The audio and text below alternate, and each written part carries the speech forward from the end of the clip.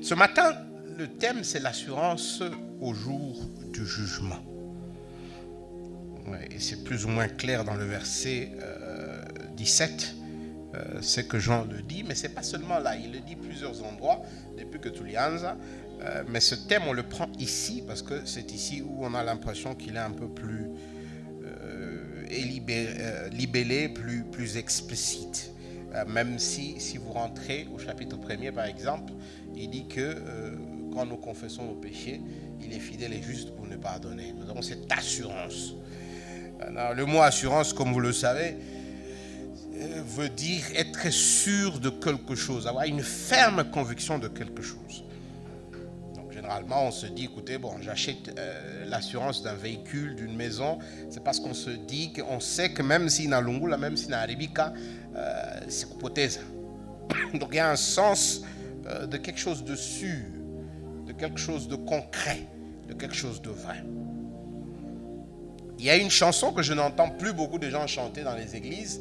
Je me demande si c'est aussi parce qu'il n'y a plus d'assurance dans la foi que nous prêchons ces derniers jours.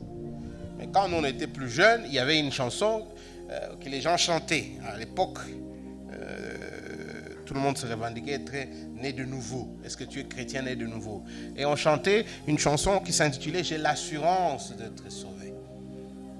Depuis que Jésus vit en mon cœur, la vie éternelle il m'a donné, je suis à lui à perpétuité. » En fait, il répétait Romains chapitre 8, qui me séparera de l'amour de Dieu. Il y avait cette conviction dans la chanson, cette conviction forte et profonde de connaître Christ, d'être connu de Dieu et d'être en bonne posture avec Dieu. Est-ce que vous, si on vous demandait ce matin, vous avez cette assurance? Qu'est-ce que vous diriez?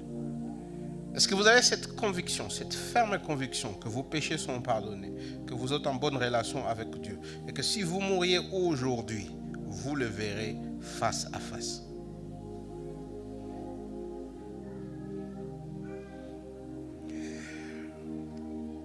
Il y a un danger que je dois noter ici, c'est la familiarité avec les choses de l'Église. Des fois, les gens ils confondent savoir lire la Bible, entre guillemets, savoir prier, et être sûr que si l'on meurt, on verra la face de Dieu. La question, ce n'est pas comme est-ce que vous savez ce qu'on vous dit. La question, est-ce que vous le savez intellectuellement. La question, c'est est-ce que vous le savez réellement dans votre cœur. Si vous alliez chez vous aujourd'hui et que votre maison tombait sur vous, votre dernier cri sera quoi?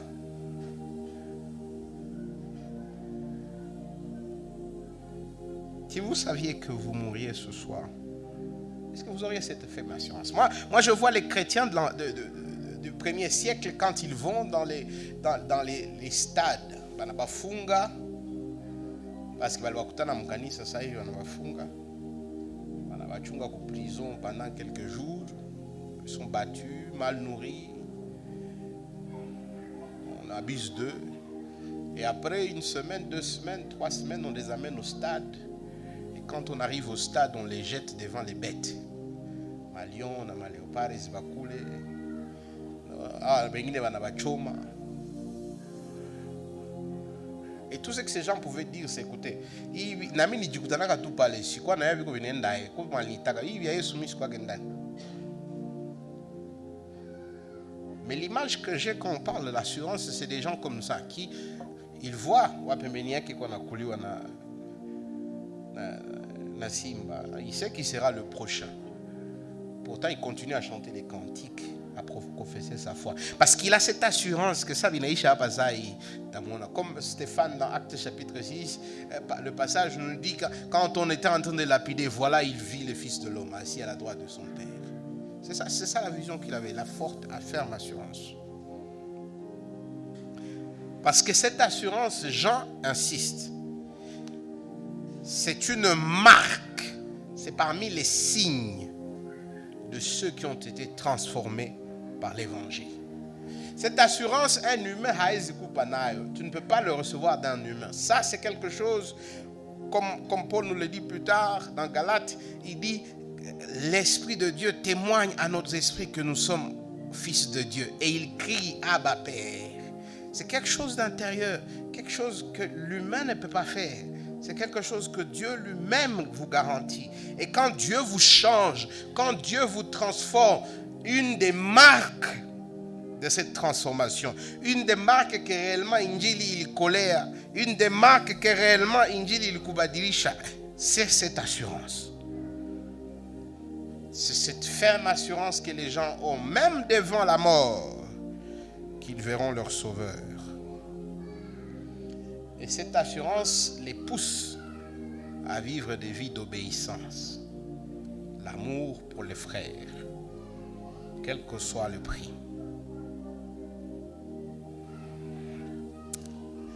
Et ce matin, c'est à cette assurance que Jean nous invite. En fait, la question de Jean, c'est est-ce que vous êtes comme il est?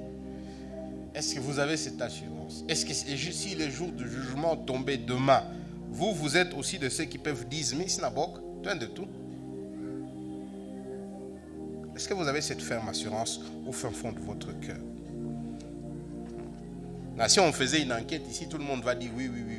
C'est pas ça. C'est pas est-ce que vous savez chanter les chansons de l'église? Est-ce que vous savez, vous êtes régulier à l'église? Non. C'est est-ce que vous avez cette ferme assurance, conviction, que quand ce sera le jour de rendre compte, quand ce sera le jour du jugement, vous serez du bon côté. Si la réponse n'est pas oui, c'est peut-être aujourd'hui une opportunité d'y penser et de parler à Dieu. Parce que moi, Nicolas, je ne peux pas vous donner cette assurance. Je peux vous en parler, je peux vous pointer vers Christ, mais il n'y a que Christ qui peut, au travers de son esprit, vous donner cette assurance. Nous, à l'église, on constate ce que vous dites. Quand on baptise les gens, on constate ce qu'ils disent. Quand on accompagne les gens, on constate ce qu'ils disent. Mais celui qui crée ça en eux, ce n'est pas nous.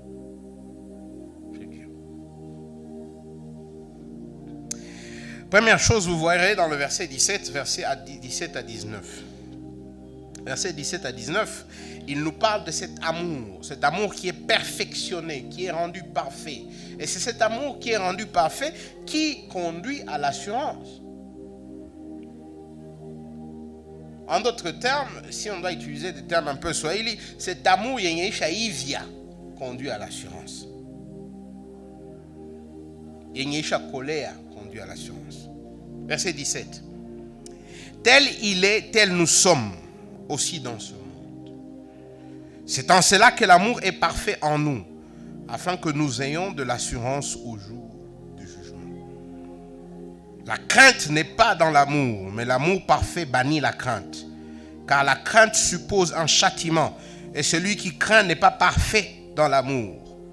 Pour nous, nous l'aimons parce qu'il nous a aimés le premier. La charnière, c'est d'abord la première partie du verset 17. Il dit tel il est, tel nous sommes aussi dans ce monde. En fait, il fait référence à quoi? Il fait référence au verset qui a précédé, au passage que nous avons lu la semaine passée.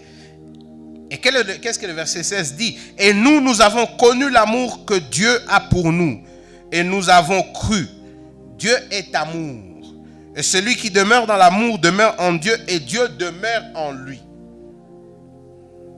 Évidemment, l'amour dont il parle ici, on va encore revenir sur ça, c'est l'amour du prochain. Il dit, tel il est, c'est-à-dire, puisque Dieu est amour, tel nous sommes. Si Dieu est amour, nous aussi nous sommes amour.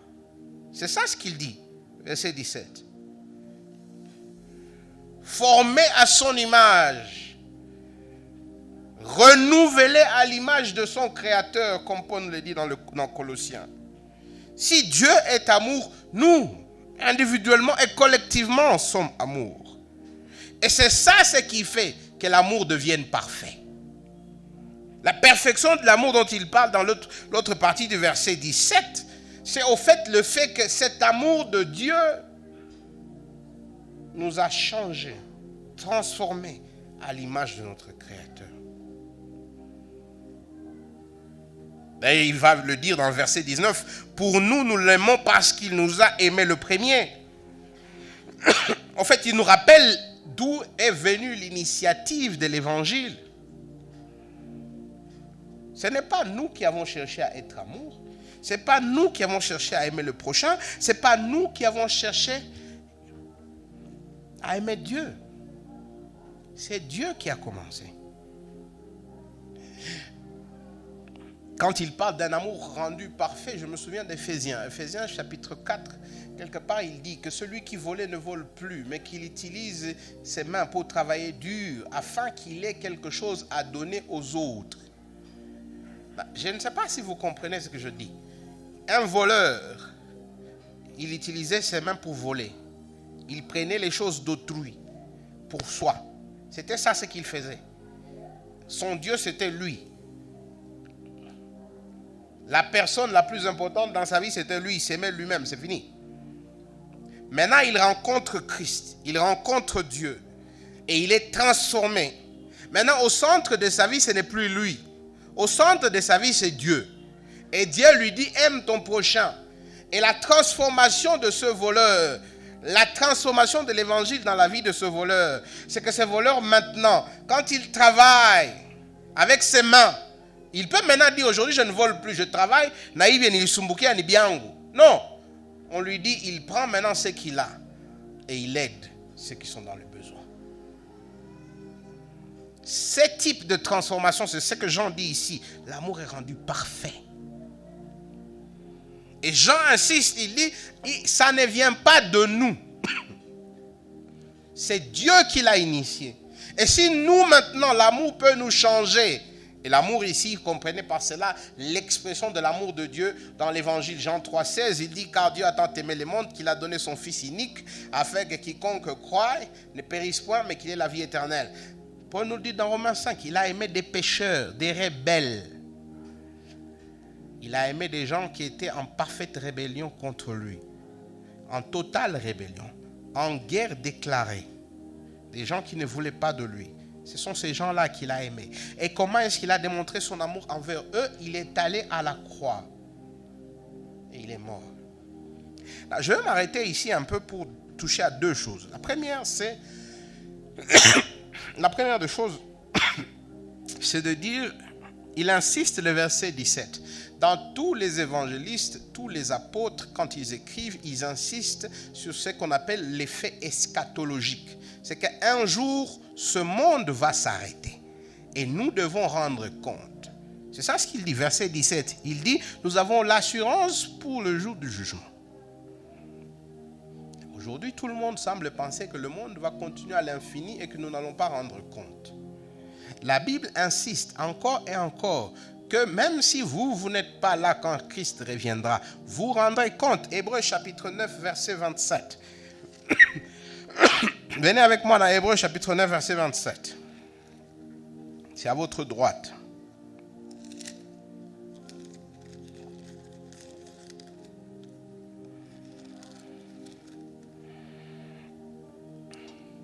Hébreux 9, 27, page 1180.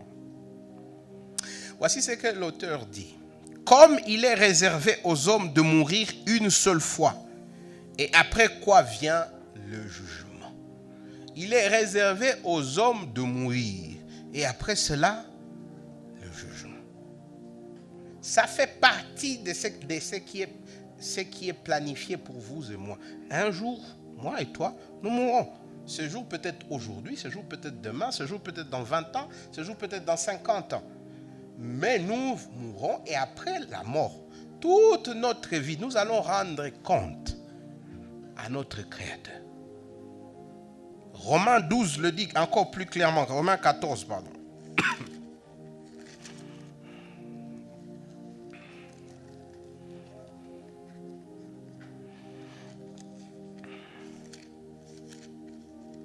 Romains chapitre 14,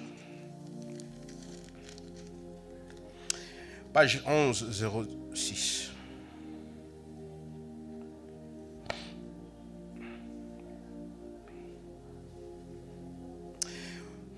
Verset 11. Car il est écrit, je suis vivant, dit le Seigneur, tout genou fléchira devant moi, et toute langue donnera gloire à Dieu. Ainsi chacun de nous rendra compte à Dieu pour lui-même. Nous ne jugeons donc plus les uns les autres, Mais pensez plutôt à ne rien faire qui soit pour votre frère une pierre d'achoppement ou une occasion de chute. Verset 12 insiste. Ainsi donc, quand Christ est élevé et toute langue confesse qu'il est roi, tout le monde reconnaît qui il est. À ce moment-là, les gens rendront compte. C'est ça ce qu'il dit. Ainsi, chacun de nous rendra compte à Dieu pour lui-même. Je crois que la partie pour lui-même est importante. Vous ne rendrez pas compte pour d'autres, vous rendrez compte pour vous. Aujourd'hui, on semble oublier ça. On semble penser qu'on va vivre éternellement. On semble penser qu'il n'y a pas de dates d'expiration sur nos vies. Le seul problème avec la date d'expiration pour ta vie et ma vie, c'est que moi et toi, on ne sait pas c'est combien de temps. Quand vous achetez quelque chose, vous regardez la date d'expiration, on dit 1 année, 2 ans, 3 ans. Moi et toi, on ne sait pas. Ça peut être demain. Ça peut être dans 50 ans. Ça peut être dans 40 ans. Moi et toi, on ne sait pas. Mais quand la date d'expiration est arrivée, il faut aussi savoir qu'elle viendra avec un jour où moi et toi nous rendrons compte. C'est que la Bible parle du jour du jugement dernier. Ce monde tel qu'il est, un jour il arrivera à sa fin. Et son Créateur appellera toute sa créature. Et il a déjà désigné un homme qui est juge, Christ Jésus, devant qui tout le monde rendra compte pour chaque minute, chaque action, chaque pensée.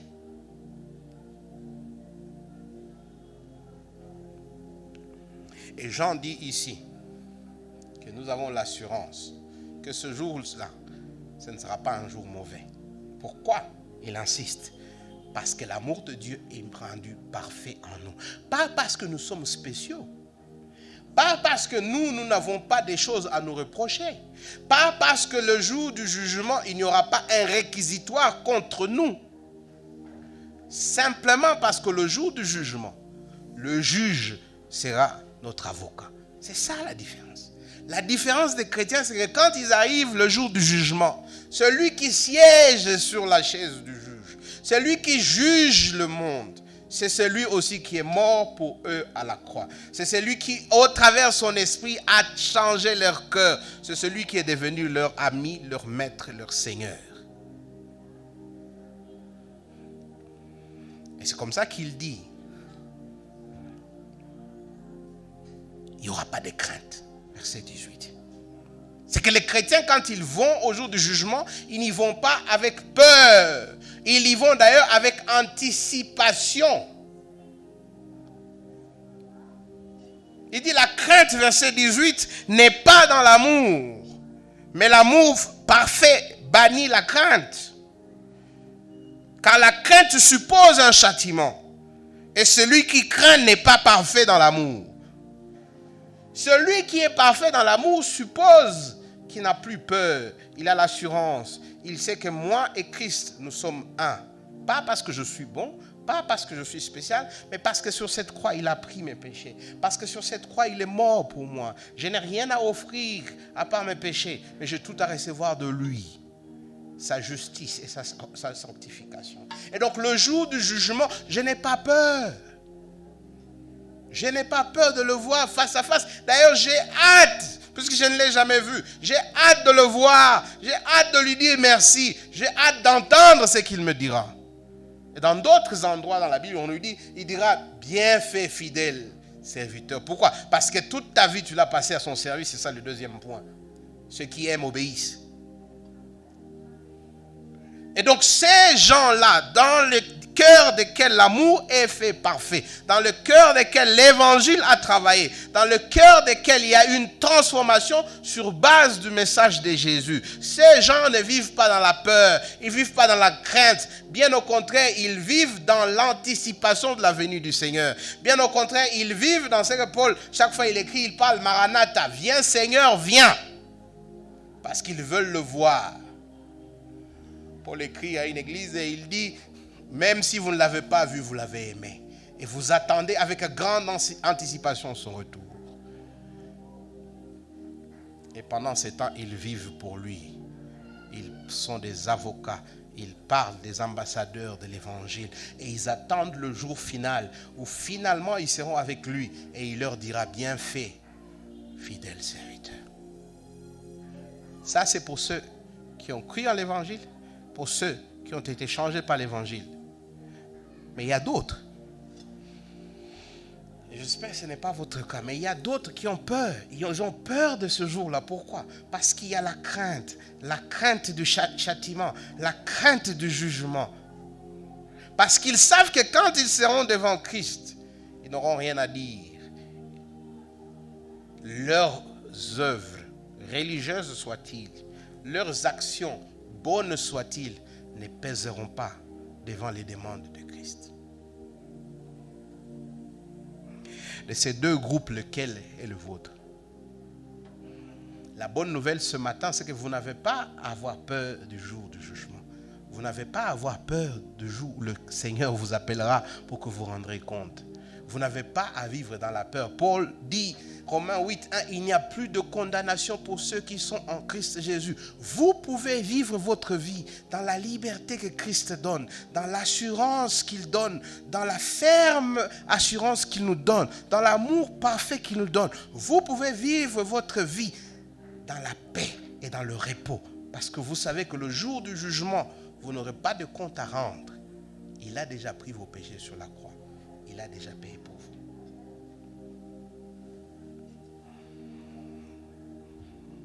Et j'espère que c'est le choix que vous aurez fait. Je ne suis pas dans votre cœur. Mais on doit dire, moi et vous, on doit se dire la vérité. Beaucoup de ceux qui passent comme chrétiens, beaucoup de ceux qui passent comme religieux aujourd'hui, c'est de la peur. Les gens vivent dans la peur. Les gens ne vivent pas avec un esprit de gratitude. Non, non, ils vivent dans la peur.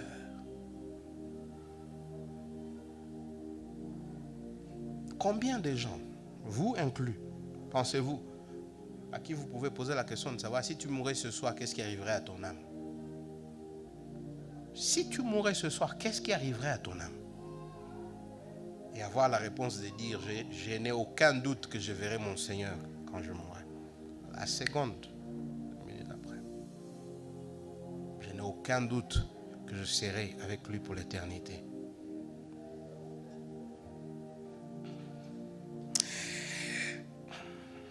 Jean dit que l'amour parfait conduit à l'assurance.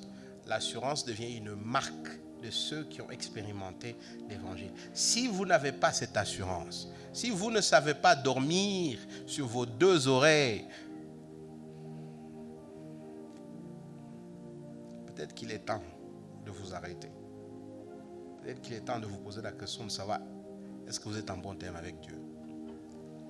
Parce que si vous n'avez pas l'assurance du salut, si vous n'avez pas l'assurance que le jour du jugement, vous le verrez face à face et il vous dira, bien fait, fidèle serviteur. C'est-à-dire que vous n'êtes pas dans le bon.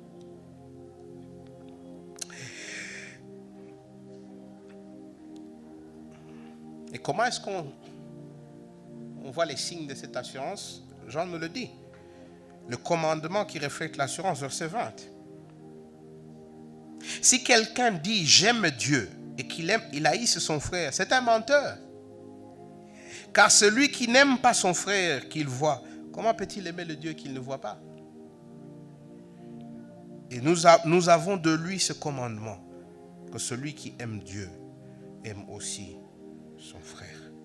Il y a un fameux psaume que vous connaissez tous, que les gens utilisent à tort et à raison. Ils disent, fais de l'Éternel tes délices et il te donnera ce que ton cœur désire. Après, il dit, non, il faut seulement faire les choses de Dieu. Après, tu verras, Dieu va te donner la voiture, il va te donner le mariage, les enfants, et la sécurité et tout ça. Alors que c'est faux. C'est que le passage dit quoi? Fais de l'Éternel tes délices. Les délices, c'est quoi? C'est la chose que tu aimes. Fais de Dieu celui que tu aimes. Fais de Dieu ton amour parfait. Et il te donnera quoi? Ce que tu aimes. Qu'est-ce que tu aimes? Dieu. Et ceux dont le cœur ont été transformés, ceux qui ont connu l'amour, ceux qui ont connu le Christ, verset 16, ceux qui demeurent dans l'amour de Dieu, qu'est-ce qu'ils veulent? Rien d'autre que Dieu. Rien d'autre que Dieu. Et s'ils veulent Dieu, s'ils aiment Dieu, toute leur vie est consacrée à faire quoi? À faire les commandements de ces dieux-là. À faire les choses qui plaisent à ces dieux. Pas parce que ça leur gagne des faveurs, mais parce que ça découle de l'amour qu'ils ont pour lui. Et c'est comme ça qu'il dit. Quand Dieu dit 2 commandements, tu aimeras ton Dieu et tu aimeras ton prochain, il dit oui, si réellement tu aimes Dieu, tu vas aimer ton prochain. Et comment est-ce qu'on sait que tu aimes Dieu? On regarde tes attitudes envers ton prochain.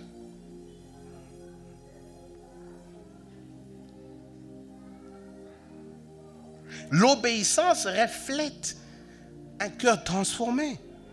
N'obéissent réellement et parfaitement que ceux dont les cœurs ont été changés.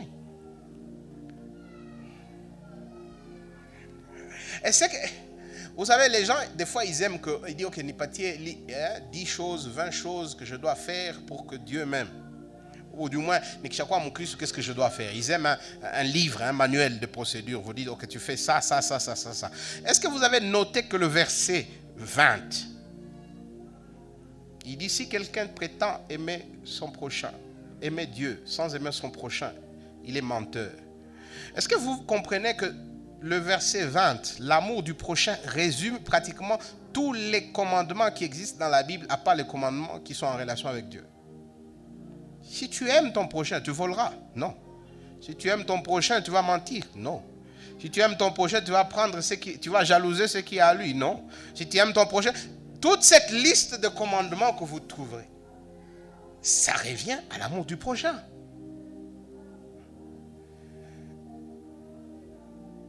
Et ici, on voit réellement que la vraie religion, c'est celle qui commence dans le cœur. Vous ne pouvez faire du bien, vous ne pouvez aimer l'autre que si vous avez expérimenté l'amour de Dieu vous-même.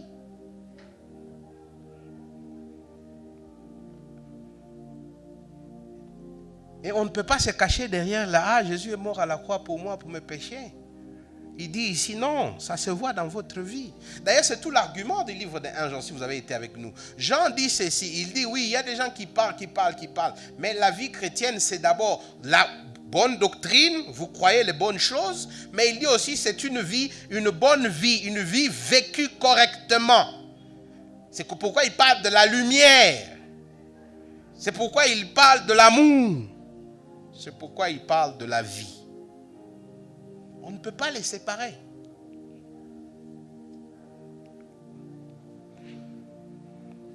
Un jour, un fameux prédicateur, il termine à prêcher comme je le fais, et après le culte, il y a une dame qui vient après lui, c'est une dame de maison, comme on les appelle les domestiques. Elle vient après lui, elle lui dit, pasteur, je suis devenue chrétienne depuis je ne sais pas X temps, mais je crois maintenant en Jésus. Elle dit, ah bon, oui. Quelle est la preuve? La femme dit, maintenant, dans mon travail là, je torchonne en dessous du tapis. Avant, elle ne torchonnait pas en dessous du tapis. Maintenant, elle torchonne en dessous du tapis. Ça semble insignifiant, mais maintenant, elle a compris que son boss, c'est Dieu, que son roi, c'est Christ, qu'elle ne peut pas prétendre connaître Christ et ne pas faire son travail avec excellence. Elle ne peut pas prétendre connaître Christ et voler l'argent d'autrui, prétendre qu'elle a fait le travail, elle ne l'a pas fait. Ça, c'est un cœur transformé. Un cœur transformé, un cœur qui a rencontré le Christ, commence à prendre ses commandements au sérieux. Un couple en Amérique latine, un missionnaire va évangéliser, il évangélise. Il y a un couple de pauvres qui dit qu'ils ont compris l'évangile et ils sont devenus des chrétiens. Et le monsieur, il est en train d'enseigner un jour, après le culte, le couple vient et lui dit, pasteur, nous, on est déjà des chrétiens depuis un temps. Mais il y a une chose qui nous dérangeait. Maintenant, on veut te poser la question. Comment on donne la dîme à Dieu? Le pasteur lui-même dit, il les regarde, il dit, il commence à, il explique, il dit, bon, voilà, ils disent, oui, nous avons lu la Bible et nous avons compris qu'il faut donner notre dîme. Maintenant, on voulait que tu nous expliques un peu comment on le fait. Le pasteur dit oui, il faut donner un dixième de ce que vous avez. Si vous avez plus, vous donnez. Et puis il commence à expliquer. Il dit, mais vous voyez, vous êtes vraiment pauvre. Vous vivez au taux du jour. Bon, quand Dieu va vous bénir, il faut... Non, ces gens-là, ils rentrent à la maison. Et le lendemain, ils viennent avec leur taux du jour et ils donnent au pasteur. C'est que ça voudrait dire pour ces gens-là. Je vais vous expliquer comment ils vivaient. Ces gens, au fait, ils avaient un poulailler. Ils prenaient leurs poules qui pondaient le matin, ils amenaient au shop. Et le soir, ils revenaient prendre l'argent, ils achetaient du pain et la nourriture. Donc, ils mangeaient une seule fois sur base de poules. Donc, le jour où les poules n'ont pas pondu, c'est un problème.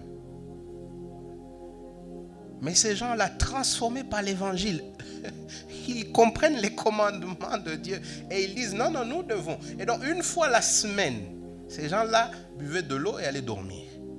Et ils prenaient l'argent, ils amenaient à l'église. Le pasteur lui-même, quand il écrivait, c'est une histoire qu'il a écrite dans un livre, et il dit, mais moi-même je voulais leur dire arrêtez. Mais ils ne pouvaient pas parce que c'était des gens transformés dont leur cœur les poussait à obéir au commandement de Dieu.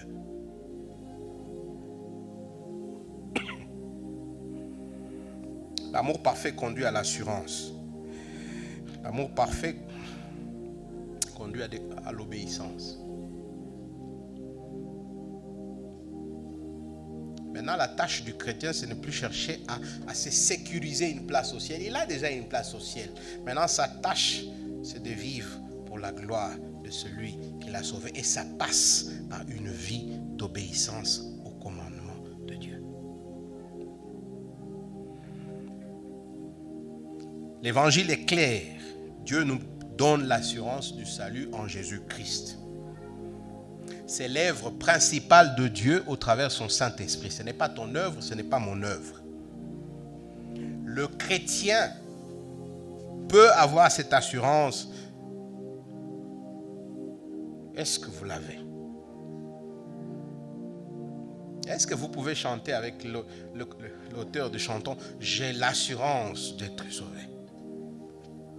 Je sais que si le monde s'arrêtait aujourd'hui, je sais que si je mourais, je sais que je le verrai face à face. Est-ce que vous avez cette assurance? Parce que si vous ne l'avez pas, laissez-moi vous inviter ce matin à vous tourner vers lui. C'est possible. C'est d'ailleurs ça le message chrétien. Le message chrétien aujourd'hui, ce n'est pas un message de jugement. Ce sera un message de jugement un jour. Aujourd'hui, c'est un message de venez, il y a une place pour vous. Venez, c'est possible d'être réconcilié avec Dieu. Venez, votre place vous attend. Aujourd'hui, c'est encore possible. Mais quand vous mourrez, quand Christ revient, ça devient un message de jugement. Ça devient un moment de rendre compte.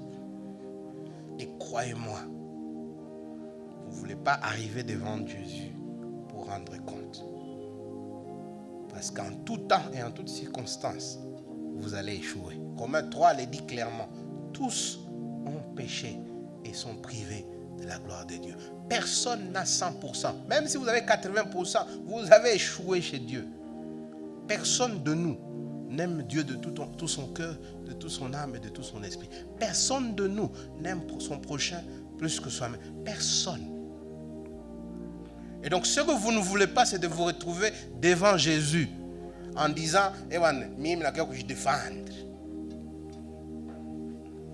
Parce que ce jour-là, ce ne sera pas un jour de défense. Vous n'aurez même pas de quoi dire.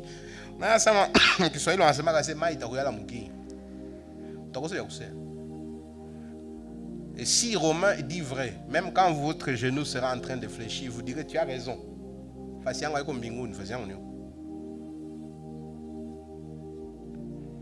C'est possible. Laissez-moi dire ici, mes chers frères, dans des milieux comme les nôtres,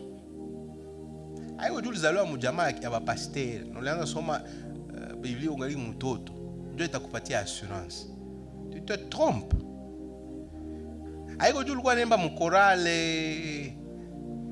Tu te trompes. Je me souviens un jour, j'étais en train de parler avec quelqu'un et cette personne dit Mungu ni kutumia mutoto, ni kachikinga. Ce n'est pas ça. Unaweza bakia bikira maisha yako yote unataka kwa shetani. Et la prostituée du quartier anaingia mbinguni. Unaweza kuwa mtoto mzuri et tout le monde te donne de bonnes côtes. Et le jour du jugement, le Christ ne t'accepte pas dans son royaume. Et c'est lui que tout le monde dans les quartiers disait Moutou Mubaya, Moutou Mubaya. Souvenez-vous, Jésus quand il est mort à la croix, il a combien? 2 voleurs à sa gauche. Un à sa gauche et l'autre à sa droite. Des gens condamnés par le monde, mais il y en a un qui va au ciel avec lui. Hein. Ah, moi je prie. Ah, moi je donne l'argent à l'église. Ah, moi je ne mens pas. Ah, moi je ne... Ah, moi je... Faites attention avec ces assurances-là. Parce qu'en réalité, ça ne peut pas vous garder, ça ne peut pas vous porter. Devant le roi Jésus, ça vous lâchera toujours. Et comment vous savez si vous avez mis votre assurance en vos œuvres? Eh bien, la réponse, elle est simple. Si vous mouriez aujourd'hui, vous vous présentez devant la porte du ciel. Et on vous demande, Dada, ça c'est ce qu'on fait. Ah, mais on ningi, ou t'inquiète, Dieu a ni. Jibi yako itakuwa gani? Ah, nilikuwa naingia kulifanya. Ah, nilikuwa nasoma Biblia. Ah, mie kwa watu wawili sasa mie kudunia tout le monde, j'étais Dorcas, ba maskini wote nilikuwa nawapatia.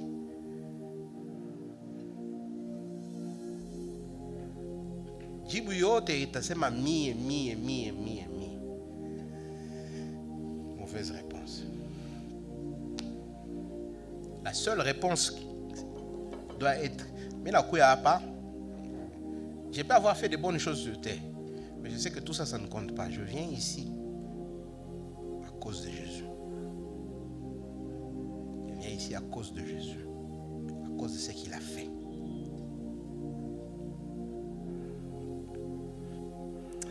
Le salut par la grâce, n'est pas un chèque en blanc.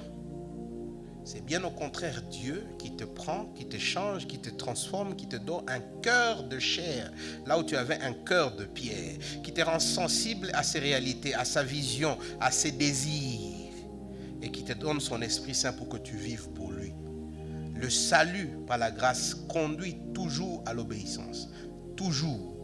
C'est pourquoi Jacques dit, on a lu plusieurs fois, c'est moi le livre de Jacques, Jacques dit, montre-moi une foi par tes œuvres. Parce que la foi sans les œuvres, elle est morte. C'est ce qu'il dit. Si réellement vous avez connu l'amour de Dieu, si réellement vous avez été changé par l'amour de Dieu, si réellement Christ est devenu votre roi, vous ne pouvez pas prétendre vivre votre vie comme vous le voulez et Jésus est votre roi. Vous vivrez dans l'obéissance. Peut-être pas parfaite, ce sera un peu de tâtonnement, mais ce sera toujours dans l'obéissance. Au roi, à votre nouveau roi.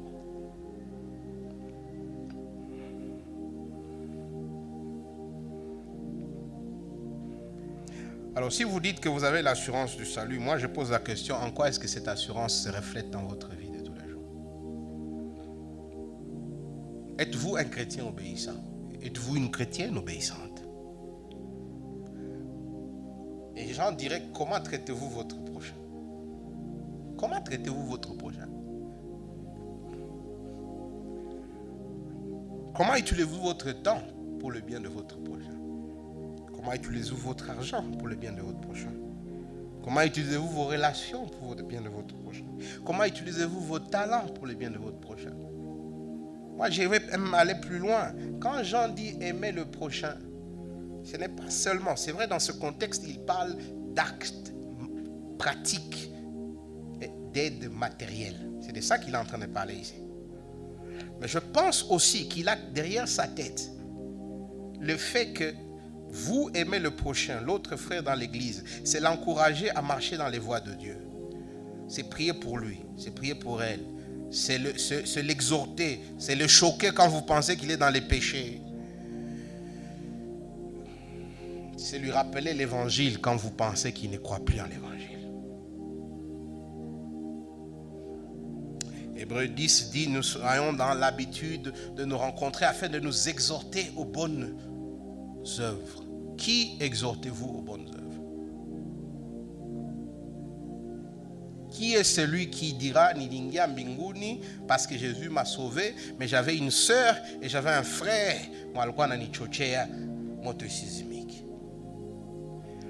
Qui est celui qui ira au ciel parce que vous leur avez parlé? Vous savez, des fois quand je parle de l'évangélisation, il y a des gens qui voient ça, il n'a quoi ça veut dire Nikazi. Moi je dis, écoutez, c'est plutôt dire qui est cette personne que vous n'aimez pas. Tellement qu'on les appelle Naende Kwashita. Tu fais une liste seulement de ces gens-là. Tellement comme ça, je suis sûr que vous ne ferez pas cette liste.